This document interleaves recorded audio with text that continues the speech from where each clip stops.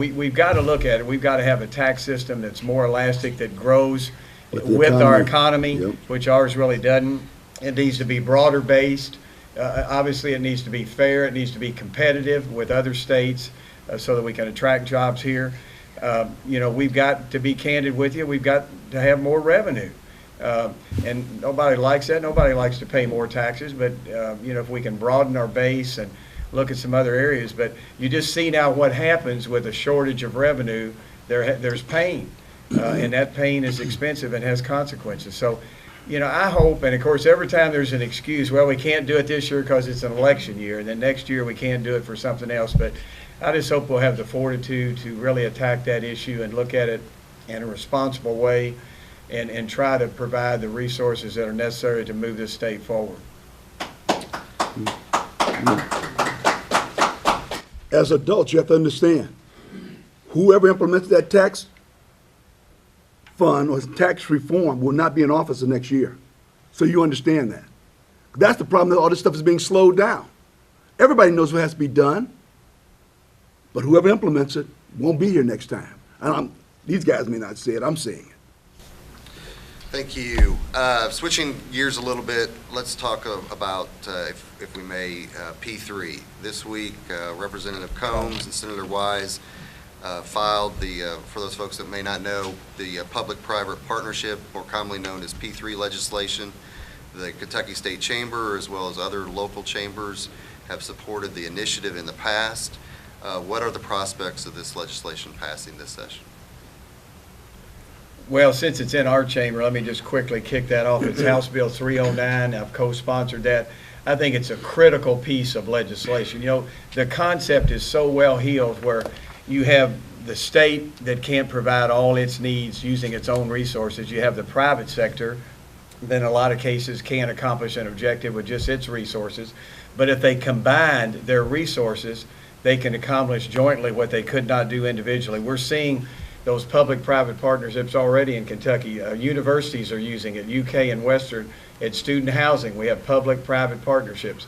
Our Medicaid system, our MCO system, is a public-private partnership. But in Kentucky, we can't do mega projects such as bridges and interstates with that P3 mechanism. I think it's critical that we have that where we can combine the resources of the public and the private sector and realize a project that neither could do on their own. So we've got that legislation coming forward again. I think they've tweaked it to take out some of the objectives. The Northern Kentucky issue isn't in there this time, which has hampered it in the past with their bridge, which the governor said he's just now going to paint and fix up a little bit. I thought it was a great comment, too. The governor said nobody goes to a ribbon cutting when they're getting ready to work on the underside of a bridge. But we're going to put more money into our bridges, which we need to do. But P3s is a great concept. A lot of other states are using it. I think it makes sense. I hope we can. We passed the bill in the House last session. I'm pretty confident, Mark, to your good point, that I think it'll pass in the House overwhelmingly, and hopefully we can get it passed in the Senate. Joe? Mark, conceptually, P3 is a good thought, but the devil is always in the detail. And I would caution us to vet that out very thoroughly. P3 sounds good, and I think it has a place. But as a word of caution, and one of my ultimate litmus tests is, are there unintended consequences when we pass legislation? Playing the devil's advocate, let me give you the other side of P3 legislation. Private enterprise is in business to make a profit. Private enterprise doesn't have any other motivation other than to make a profit and give their shareholders a return. So I would only submit to you that if we do engage in a P3 project, it better be ironclad, because if the project starts to head south, the private portion of a P3 project, they're going to get out of there. They're going to cut their losses and leave. So we have to be cautious. Conceptually, it sounds good. Are there unintended consequences? I would submit to you that there could be. Because when we're dealing with the private sector, They're in it for the money. They're in it to make a profit, as well they should be. They owe it to their stockholders. We gauge in a project, it doesn't work out, you're going to lose one of your partners. Thank you. Joe, this question is specifically for you. Senator Bowen, can you comment on Senate Bill 2 pertaining to the pension system audit? Yes, I can. Senate Bill 2 is about transparency.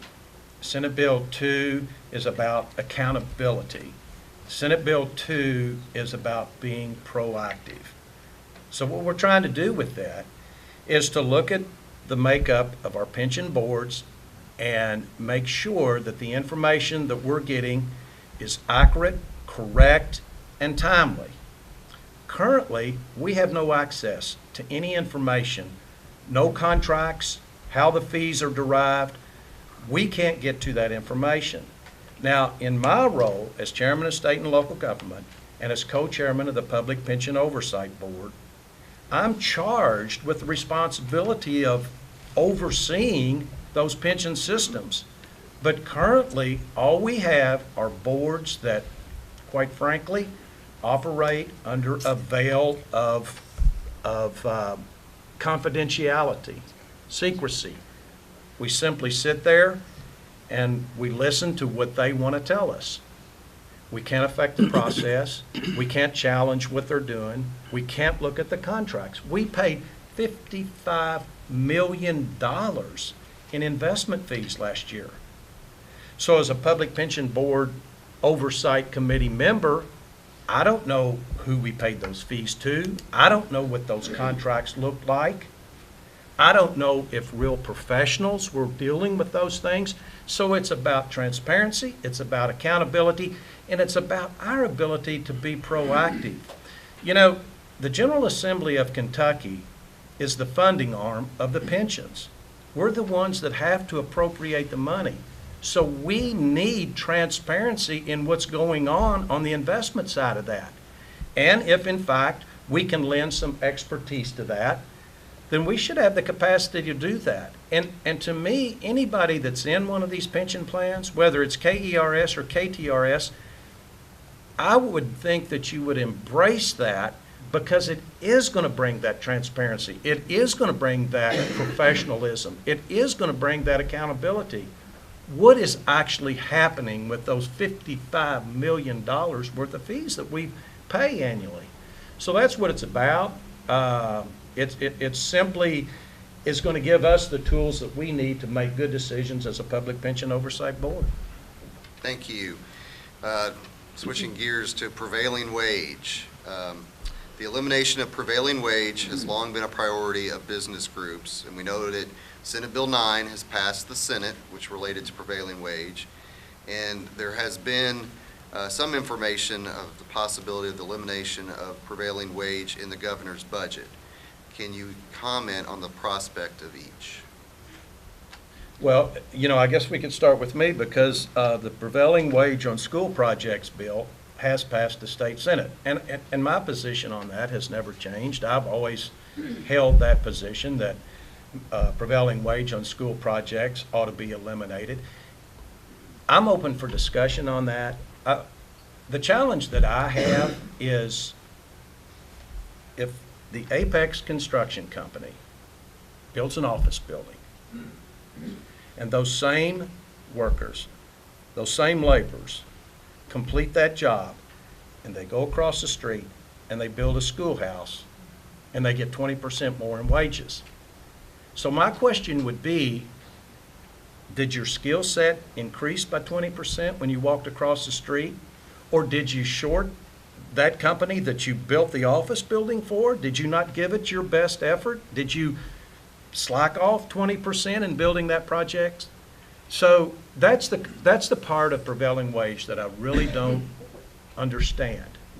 You take a project that costs this amount of money, you go across the street, we build a school facility, and it costs 20% more.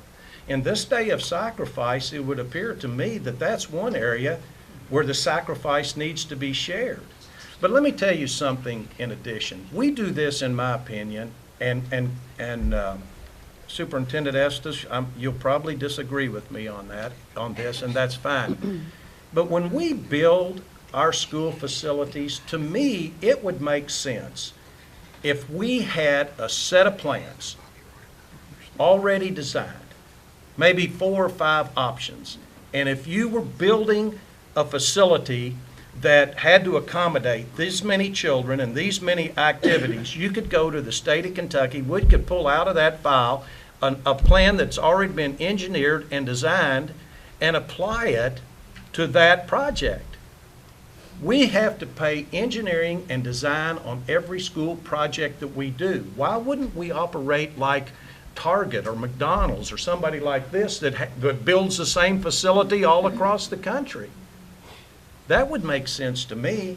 You know, I travel down to Franklin, Kentucky, because we have a business down there, and I go down 31W, and Kyle, you'll have to admit, South Warren, that facility down there will blow your mind. And taxpayers paid for that, and it is far better than anything that you have in Hancock County. There is no question about it. So we go about this school construction in the wrong way, in my opinion. I think we ought to have a set of designs that we could apply to any project that's out there across the state of Kentucky, and we would save that expense of engineering and design on the front end. My disappointment on the prevailing wage conversation, so to speak, is a lot of times when people come to us and they want to say, well, prevailing wage should be paid because if you don't use prevailing wage, then you're going to have unskilled labor. And I think that's a slap in the face for everyone out there that's a skilled labor that goes out to work that might not be making prevailing wage on something, or a company might not be paying that. I know that I've asked the question, I've never gotten the answer for it. I was kind of curious what the difference, whenever we built the convention center, what would have been the difference with prevailing wage being paid for that or not being paid for that. And, you know, we've never really gotten those numbers, because I think if you actually see those numbers, then you can start evaluating, you know, is the quality of a job not going to be done well unless prevailing wage is paid? Think about that. And a lot of times we go to the grocery store and shop, and we might buy a loaf of bread that might be just as good as a brand name loaf of bread, but yet it's your choice and decision to make that choice. You know, on prevailing wage, we're not getting that choice to actually do that shopping and kind of make some good choices on that. And I'll go back on, you know, the transparency on the boards and things like that. I don't know of one person in here, and if you do, I think you need to maybe think twice about this. I don't know one person in here that doesn't get their credit card bill and go down the list to make sure those charges are yours. You know, I mean, I'm seeing a lot of people shaking their heads. I'm not hearing many amens out there, but, you know, as far as a lot of the transparency that we're asking for, a lot of the things that we're, you know, you come to us and you might be upset with us that you don't get this or you don't get that. But whenever we're asking the questions of how and why is money being spent, I think it's only fair for us to be able to ask those questions and for there not to be people up in arms of us asking those questions of the accountability for things. So, you know, we are stewards for you all, and that's what our job is as elected officials. And I want you all to keep that in mind, that whenever we ask the questions on a lot of these things, we're not doing it from a self-servant standpoint. We're doing it from the standpoint of the person sitting beside you is picking up that tab for that. So kind of keep that in mind whenever you're thinking about a lot of the different things. A lot of the transparency on prevailing wage, whether it comes up in the House or not, so far they haven't given me the choice to pick and choose what I vote on in the House and discuss. So maybe someday we'll have that opportunity. But until that time, please keep in mind whenever we ask the questions or we say no to something, it's because we're asking for the accountability from those organizations for the person sitting beside of you. So keep that in mind.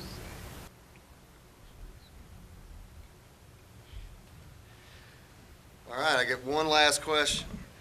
K-12 education has been cut 12% over the past 8 years. Many other departments have experienced greater cuts. Why not an increase in the state sales tax rate?